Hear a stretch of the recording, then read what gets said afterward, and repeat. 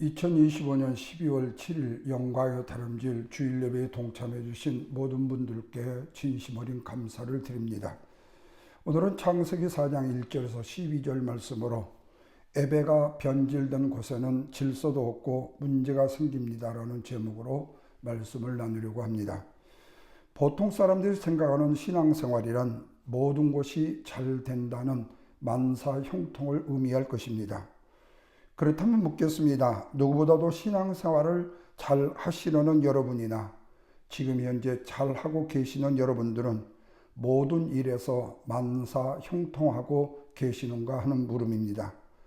아마도 모두가 이 물음에 아닐 것이라고 말씀하실 것입니다.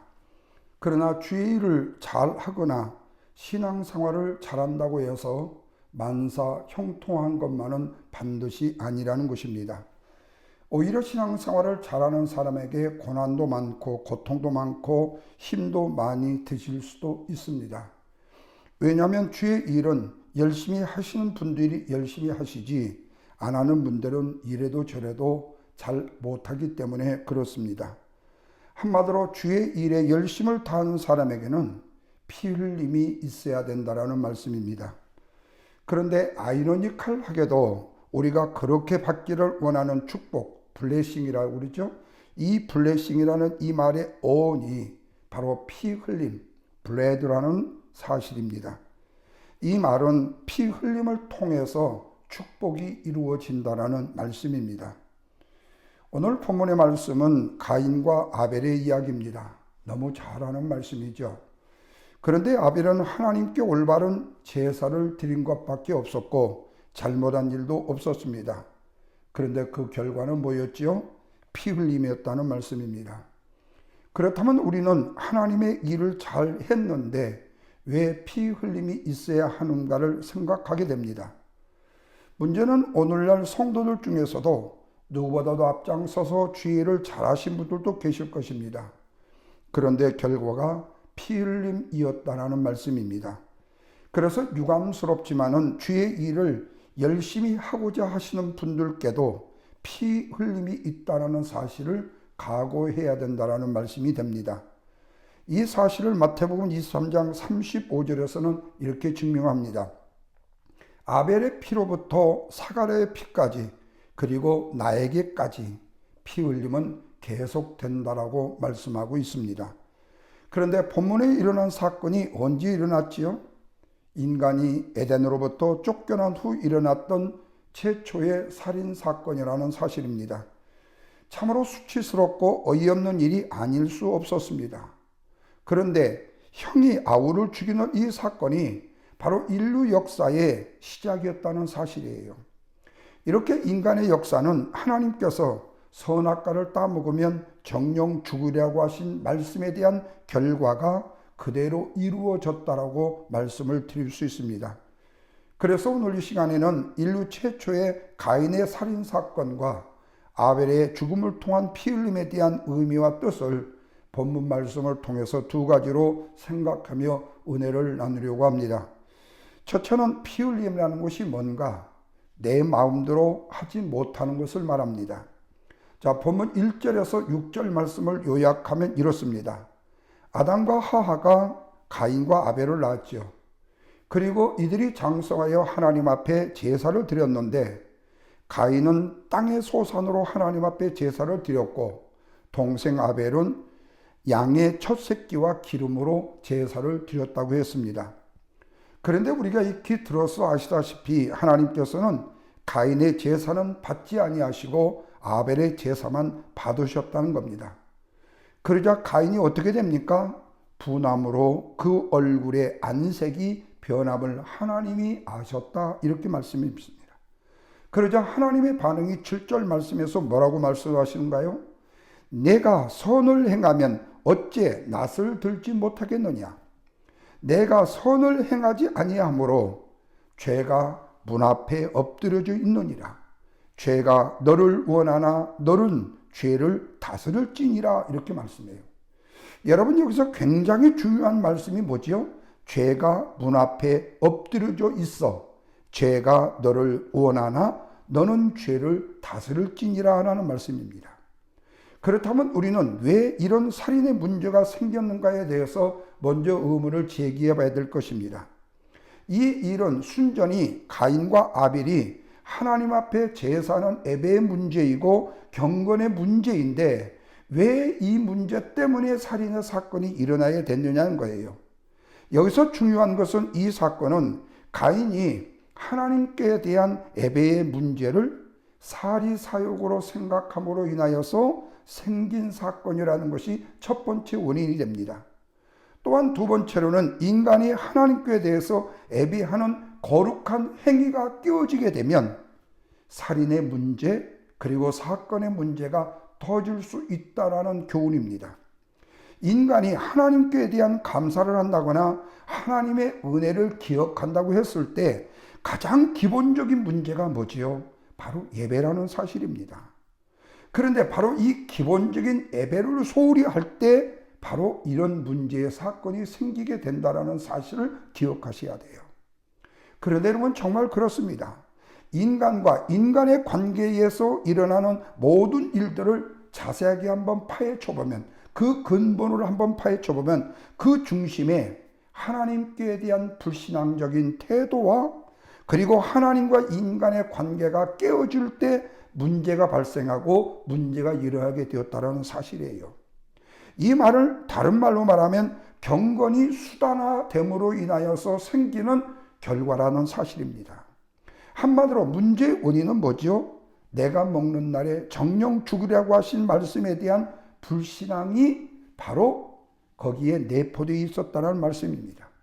하나님의 말씀을 소홀히 여기고 거역하고 믿지 않는 결과로 인해서 일어난 일이라는 겁니다. 그래서 본문의 문제는 살인사건 자체가 아닌 바로 하나님께 드린 예배가 문제였다는 거예요. 바로 그 예배가 하나님께 가인의 예배는 상달이 되지 못했다라는 말씀입니다.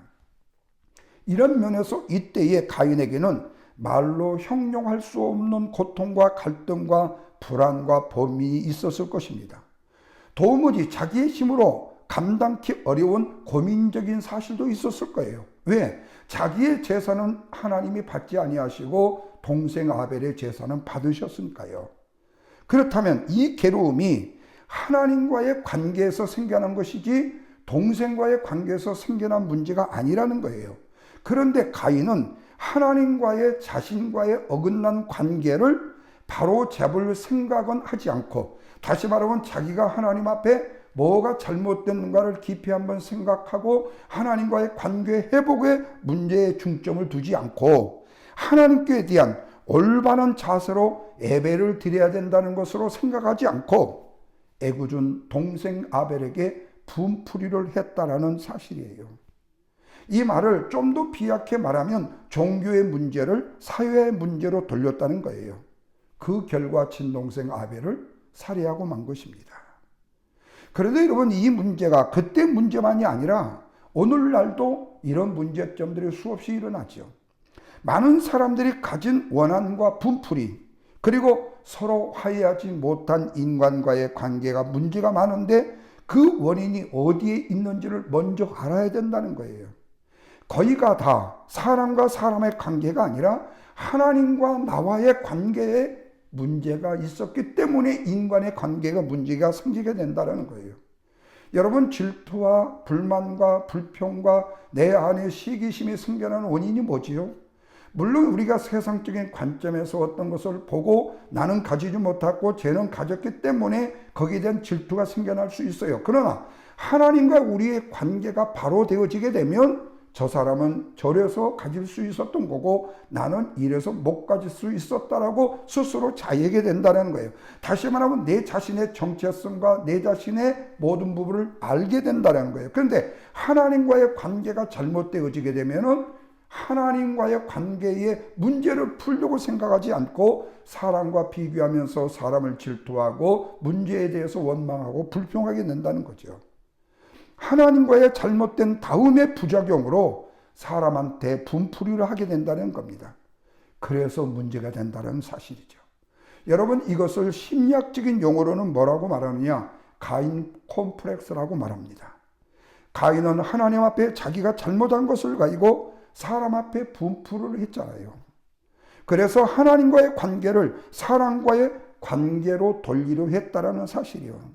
그렇다면 우리는 이런 질문을 하게 됩니다.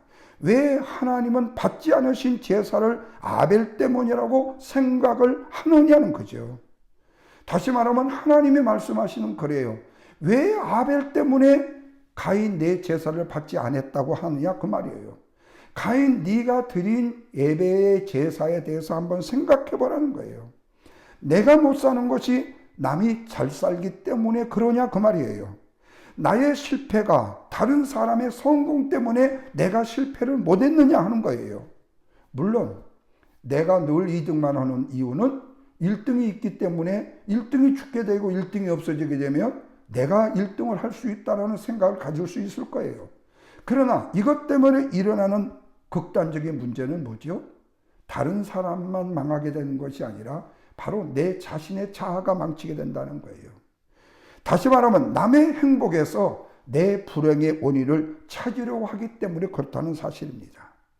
이렇게 내가 잘 안 되는 것이 다 남의 탓이라고 생각하는 것, 남 잘 되는 것이 배가 아파서 못 견디는 것, 이게 뭐라고 그랬죠? 가인 콤플렉스라는 겁니다. 심지어는 내 기도가 응답되지 못하는 것 때문에 불평이 아니라 다른 사람의 기도가 응답되었기 때문에 내 마음이 뒤틀리게 된다는 거예요. 사랑하는 성도 여러분, 그럼에도 불구하고 우리가 피 흘린 가운데 거할 수밖에 없는 이유는 우리 주님이 산상수훈 마지막 말씀인 의를 위하여 핍박을 받는 자는 복이 있나니 라는 말씀 때문입니다. 그러면 의를 위한 박해란 것이 뭐죠? 내 마음대로 하지 못하는 것을 의미하는 것입니다. 그래서 피 흘림이라는 것은 내 마음대로 하지 못하는 거예요. 내 뜻대로 하지 못하는 거예요. 내 생각대로 하지 못하는 거예요. 하나님이 하라 하시면 하는 거고 하나님이 이렇게 하라면 이렇게 하는 거예요. 그러나 우리도 인간인지라 때로는 힘들면 그리고 고통스러우면 도망치고 싶고 외면하고 싶은 때가 있을 수 있습니다. 속된 말로 말하면 더러워서 못하겠다는 마음이 들기도 할 거예요. 그런데 받은 은혜를 생각하면요, 절대로 내 마음대로 할 수가 없다는 사실입니다. 모욕을 당하니 창피하고 화도 나고 가만두고 싶지 않을 때도 있을 수 있지요. 심지어 오랜 관계라도 끊고 싶을 마음들이 생겨날 수도 있을 것입니다. 그래도 욕도 내 마음대로 해서는 안 되는 것이다. 화도 내 마음대로 낼 수가 없는 것이다. 심지어는 절망과 낙심과 포기도 내 마음대로 하지 못하는 것이 바로 피 흘림의 은혜의 축복을 받은 성도의 모습이다. 바로 그게 바로 피 흘림의 성도의 그 진정한 모습이라는 거죠.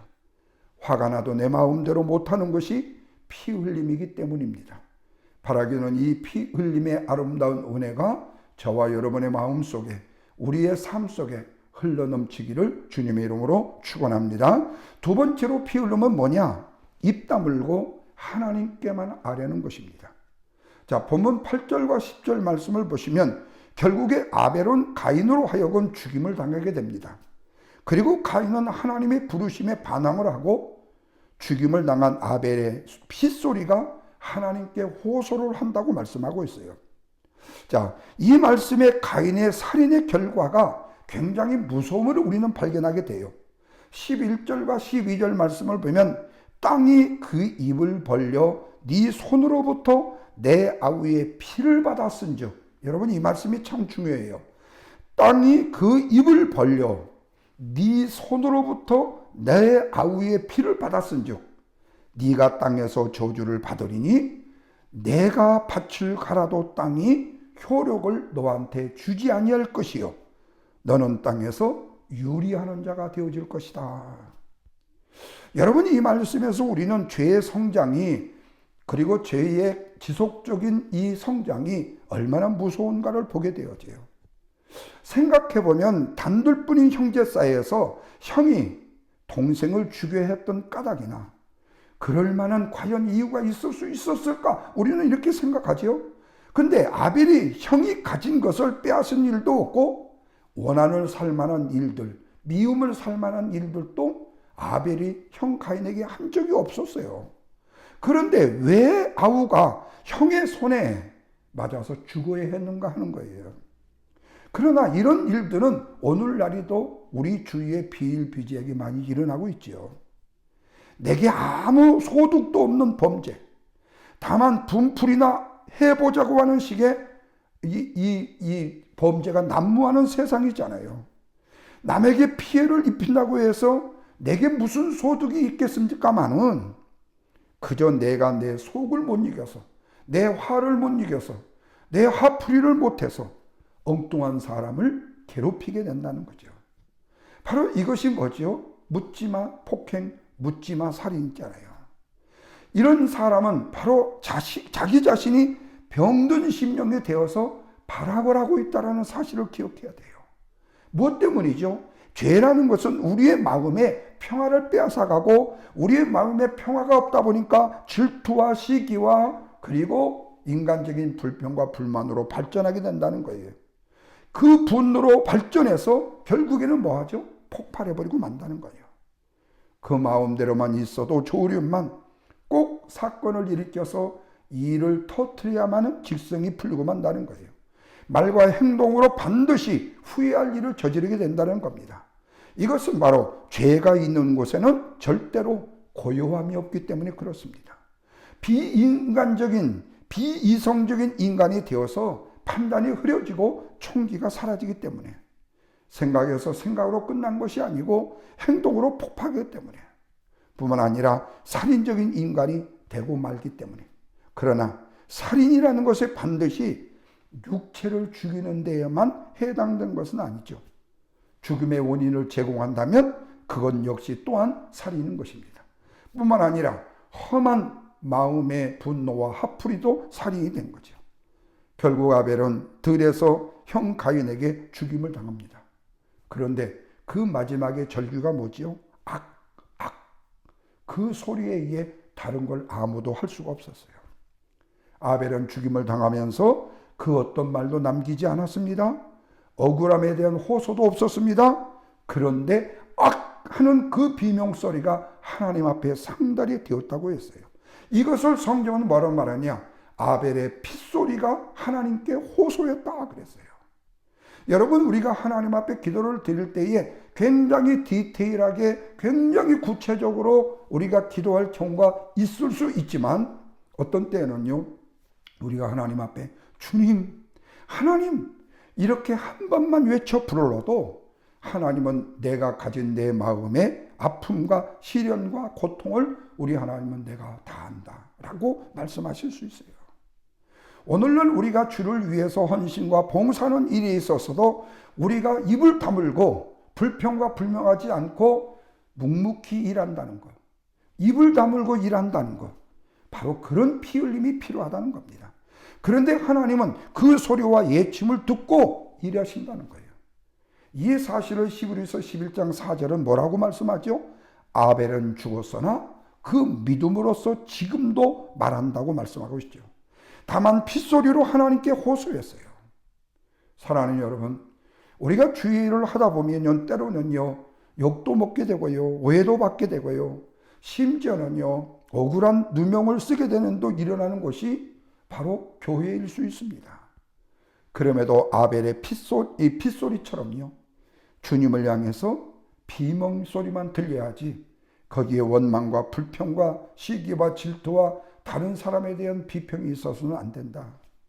주를 향한 간절한 기도가 있어야 된다. 다른 소리가 없어야 된다는 거죠. 그때에 하나님이 강하게 일을 하기 시작하신다는 거예요. 순교자의 피가 거룩한 교회의 기초가 되기 때문에, 그래서 이 악하는 비명소리가 더만 일을 하게 된다요. 그것이 바로 능력이기 때문에요. 그러나 여러분, 죄를 이야기하다 보면요, 야고보 사도가 야고보 1장 15절에 욕심이 잉태한 적 죄를 낳고 죄가 장성한 적 뭐를 낳는다고 그랬죠? 사망을 낳느냐는 말씀처럼 회개하지 않는 죄는요, 점점점 그로 성장하게 되어 있다는 거예요. 자라게 되어 있다는 거예요. 근데 죄가 자라고 성장하게 되어지면 회개하지 않기 때문이고 회개가 부족하기 때문에 일어나는 결과라는 사실도 잊지 말아야 돼요. 이렇듯이 회개하지 않는 죄는요, 마침내 전쟁을 일으키고 말썽을 일으키고 마는 것이에요. 요즘에 무서운 병이라는 일컬은 병들은요, 대략 잠복시간이 5년, 7년이라고 합니다. 죄도 마찬가지입니다. 얼마 동안은 드러나지 않고 속에 잠잠히 숨어 있다가 언젠가는 반드시 싹이 나고, 그리고 폭언, 폭행, 그리고 살인이라는 열매를 맺고 만다는 겁니다. 그러면서 오늘 본문 7절은 이렇게 말씀해요. 네가 선을 행하면 어찌 낯을 들지 못하겠느냐? 선을 행하지 아니하면 죄가 문 앞에 엎드려져 있느니라. 그 후가 중요해요. 죄가 너를 원하지만 너는 죄를 다스릴지니라. 아직 그 죄를 컨트롤할 수 있을 때 다스리라는 거예요. 죄라는 것이 처음에는요, 내 마음대로 다스릴 수 있을 것 같이 여겨질 수가 있어요. 이까짓 것 죄, 이 정도 죄는 내가 끊을 수 있어. 그런데 죄의 종이 된다는 것은요, 시간 문제입니다. 죄에 한 번 얽매이게 되면 나도 모르는 사이에 내 안에 자유가 없어집니다. 그리고 죄가 주장하는 대로 끌려가 내 마음도 감정도 생활도 우리의 삶도요, 전부 다 죄가 삼켜버리고 만다는 거예요. 그래서 하나님 말씀해요. 죄의 소원은 네게 있으나 너는 다스릴지니라고 밤것까지 알려주고 계십니다.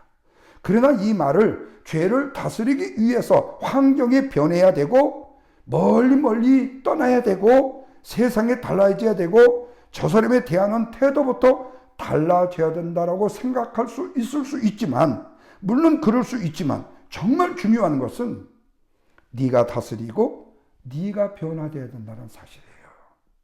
환경만 변화됐다고 해서 그 죄가 다 끊어지는 것은 아니에요. 물론 이것도 중요해요. 마치 요셉이 보디발 장관의 아내의 미혹을 뿌리치고 떠났듯이 말이에요. 그러나 세상이 변화되기를 바란다거나 이웃이 나를 달리 대해주기를 바라고 기대하지 말라는 거예요. 상관이 없다는 거예요. 어느 곳에 갖다 놓아도 같다는 겁니다. 왜? 문제는 누구한테 있어요? 나와 하나님과의 관계에 있기 때문에 그래요. 그래서 하나님의 은혜로 나를 다스려야 된다는 겁니다. 선을 행하되 선으로 악을 이겨야 된다고 말씀하고 있어요. 그래서 우리의 피 흘림의 고난이라도요, 사람에게 먼저 말하지 말고요, 하나님 앞에 먼저 엎드려야 됩니다. 사람에게 먼저 말하면요, 가치가 떨어집니다. 말을 나누면 은혜가 사라지지만요, 기도를 드리면 은혜가 넘쳐나잖아요. 그래서 피 흘림이라는 것은 내 마음대로 못하는 것이고 입 다물고 하나님께 아뢰는 것입니다. 사랑하는 성도 여러분, 이제 결론을 말씀드립니다. 진정한 피 흘림이라는 것은 어떤 환경, 어떤 상황에서라도 하나님을 신뢰함이 바로 피 흘림이라는 사실을 말씀을 드렸어요. 그래서 성숙한 성도는 환경과 상황, 그리고 사람을 보지 않고 피 흘림으로 일하는 사람이라는 사실이죠. 피 흘림의 봉사와 헌신이 큰 열매를 가져오기 때문에 그렇습니다. 요란스럽게 난리를 피우며 일하기보다는요, 말 없는 피 흘림이 더 많은 일을 이루기 때문입니다. 그래서 성도는 고난의 피 흘림이 길이라 하더라도, 죽임을 당하는 피 흘림이라 할지라도 그 길을 가야 되겠지요. 그게 바로 주님의 신실한 제자가 걸어가야 될 길이기 때문입니다. 그것은 바로 두 가지 주님이 원하시는 피 흘림. 마지막 결론입니다. 아벨처럼요, 내 마음대로 못하는 거예요. 두 번째로는요, 주님이 원하시는 피 흘림, 어떤 상황에도요, 입을 다물고 하나님께만 악소리라도 아뢰는 거예요. 그리하면 하나님이 아벨의 핏소리를 들으시고 응답하시듯이 저와 여러분의 악하는 비명소리에 그 핏소리도 하나님의 호소로 들으시고 저와 여러분의 마음에 이게 웅크러지고 내 마음속에 이제 가득 채워진 이 아픔과 시련, 고난, 역경들을요, 우리 하나님이 즉시로 문제를 해결하시는 하나님의 은혜를 체험할 수 있기 때문입니다. 이 은혜와 축복을 저와 여러분이 풍성하게 많이 누리시기를 주님의 이름으로 간절히 축원을 드립니다.